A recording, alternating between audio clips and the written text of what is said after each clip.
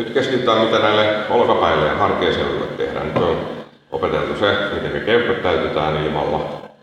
Ja nyt seuraavaksi se, että missä asennossa me laitetaan kädet. Eli aina noston alussa otetaan happea ensin.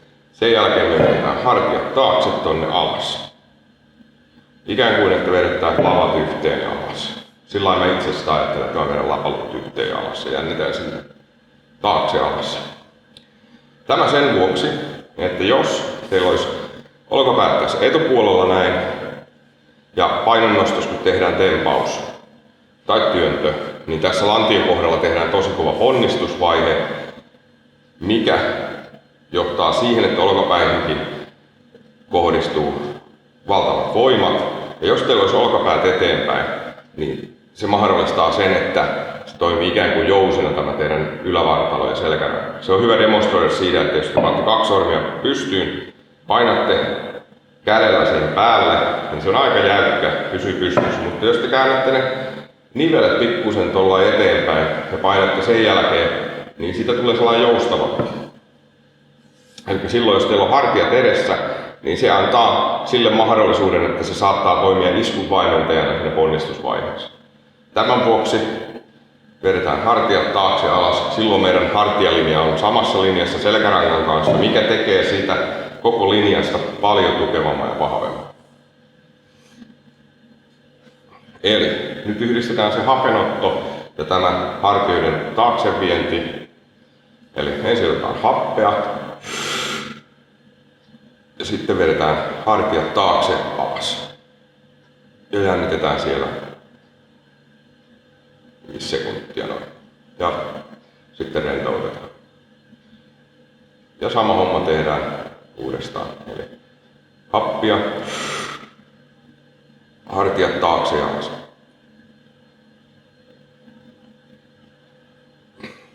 Ja jos se on vaikea hahmottaa, miten ne hartiat vie sinne taakse ja alas, niin voi tehdä sillä lailla, että pyöräyttää olkapäät etukautta ympäri tuonne taakse alas. Se auttaa joillekin siihen hahmotukseen, että missä ne pitäisi olla. Ja sitten taas. Ja hartiat taakse alas jännityksensä. Hyvä. Sitten otetaan vielä kerran. Happia. Hartiat taakse ja alas.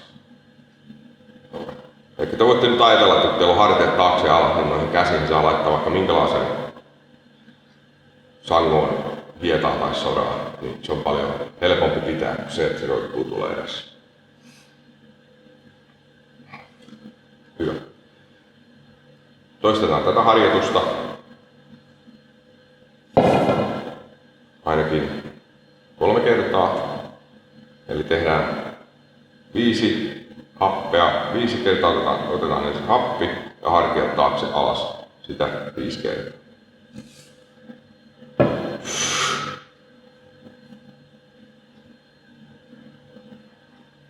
Yksi. Sitten toinen.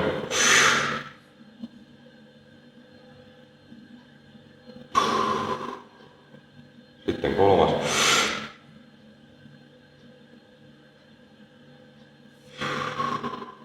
Sitten 4.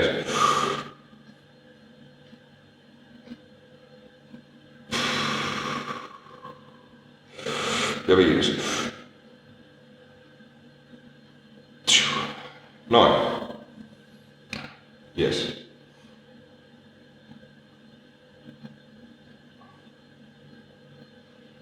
Sitten lisätään tähän yksi asia lisää. Eli nyt tulee 3 asiaa tähän harjoitukseen. Nämä kaikki voidaan tehdä järjestyksessä.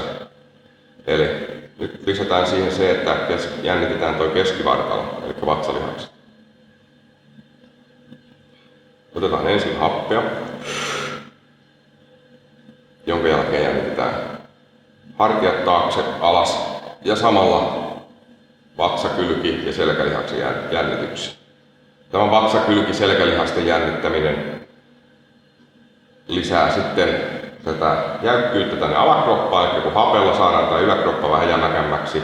Samoin tämä, kun hartiat viedään taakse, niin sinne selän puolelle, että siitä tulee sellainen, että te huomaatte että siitä tulee sellainen jämäkempi siitä yläkropasta hapenoton ja hartioiden taakse viennin vuoksi. Sen lisäksi sitten otetaan kunnolla jännitystä keskivartaloon, selkälihaksiin ja kylkilihaksiin, eli happia, hartiat taakse alas ja jännitetään niin, että ei olisi väliä, jos joku tulisi siihen vähän paukuttamaan. Niin silloin meillä on koko tämä yläkropan vartalo valmiina siihen, että me lastataan näihin käsiin rautaan. Ja se kestää sitten paremmin sen nostamisen. Ja mahdollistaa sen kovan rajun ponnistuksen, mitä vaatii sitten ne isot painot. Että se välittyy siihen tankoon se ponnistus, ettei siinä käy niin, että pelkät olkapäät vaan ja koko kroppa joustaa siinä ponnistusvaiheessa. Sen vuoksi on myös tärkeää treenata keskivartalon lihaksia vahvoiksi, ei pelkästään niin, että niillä saa tehdä 200 toistoa, vaan se, että ne on voimakkaat.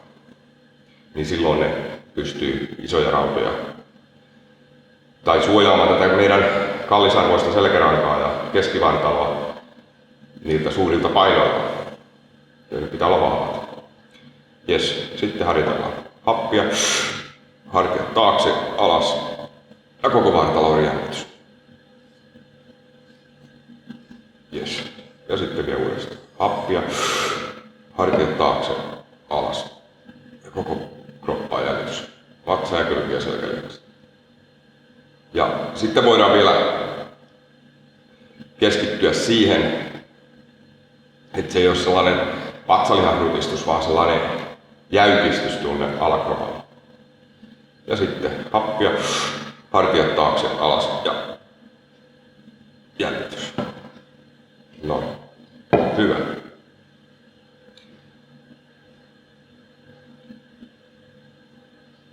Tässä on nämä harjoitukset.